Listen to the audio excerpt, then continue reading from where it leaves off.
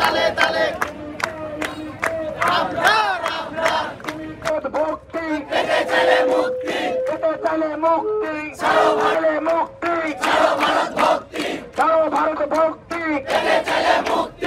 Ceylon family ব্লেন্ডের কড়া liquor আর সতেজ সাদের পারফেক্ট ব্লেন্ডে স্বপ্নেরা মিলুক টানা।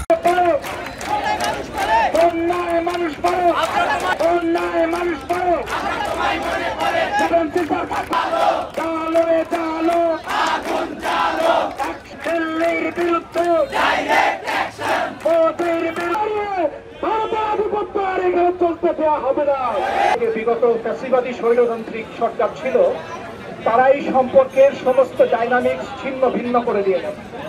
এই তাদের বাদ ছেড়ে দেওয়ার ফলে 31 বছর পরে তারা এই বাদটি ছেড়েছে, অর্থাৎ পরিকল্পিতভাবে বাংলাদেশকে ডুবানোর জন্য রাজনৈতিকভাবে তারা না পেরে তারা এইভাবে তাদের বাহিনী ছিল এই যুব সমাজ আহমদ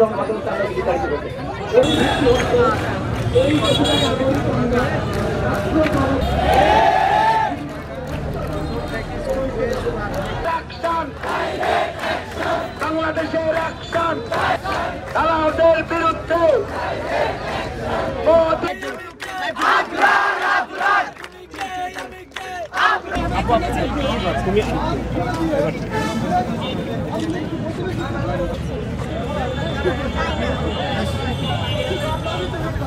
তালে তালে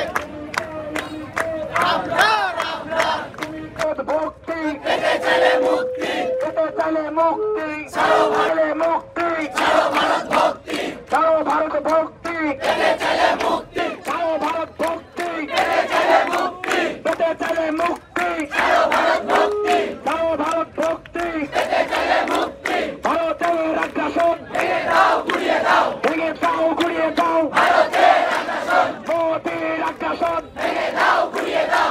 যেভাবে আমাদেরকে শোষণ করেছে তার অন্যতম একটি হলো পানি শোষণ। আজকে এখানে তরুণ প্রজন্ম যেভাবে দেশপ্রেমের চেতনায় জেগে উঠেছে, আজকে আবরারের আত্মার মাগফিরাত কামনা করছি।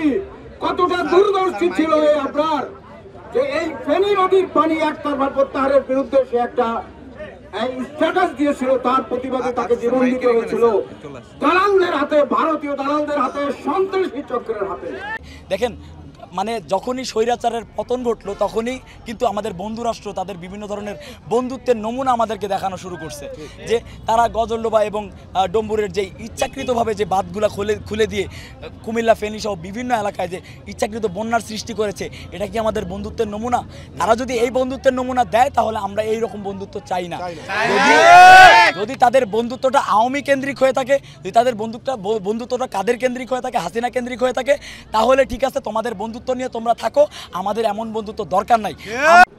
অবশ্যই আমাদের আন্দোলন অব্যাহত থাকবে যতক্ষণ না পর্যন্ত দুই দেশের কূটনীতিবিদ বসে যদি তারা নির্দিষ্ট কোনো চুক্তি বাস্তবায়ন না করে যেখানে ভারত বাংলাদেশ দুই দেশেরই স্বার্থ রক্ষিত হবে, এবং ভারত যদি এখন থেকে তাদের যে কার্যকলাপগুলো তারা যে বাঁধ খুলে দিল এবং তাদের ন্যূনতম দায়িত্ববোধ ছিল না যে তারা আমাদেরকে সেটা আগে থেকে অবহিত করবে, করেনি দেখে যার কারণে এখন বাংলাদেশের 4টা জেলা, ন্যূনতম 4টা জেলা এখন পানির নিচে আছে, মানুষের খুবই অবস্থা খারাপ, এবং এর পেছনে দায়ী শুধুমাত্র একমাত্র ভারত।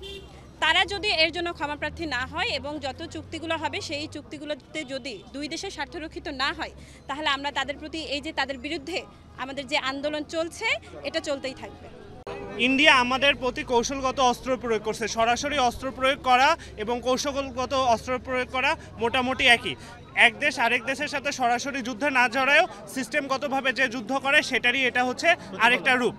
তারা আমাদের বিরুদ্ধে যত ধরনের তাদের কাছে কৌশলগত অস্ত্র আছে, তারা আমাদের সাথে হুট করে বিজনেস অফ করে দেয়, হুট করে জিনিস অফ করে দেয়, হুট করে সীমান্তে উত্তেজনা করে, পানি ছেড়ে দেয়। পানি ছেড়ে দিয়ে শুধু তো বন্যা হলে না, আমাদের সম্পদও তারা নষ্ট করে দিচ্ছে। এই কৌশলগত অস্ত্রের মাধ্যমে তারা আমাদেরকে সম্পূর্ণ জিম্মি করে ফেলতেছে।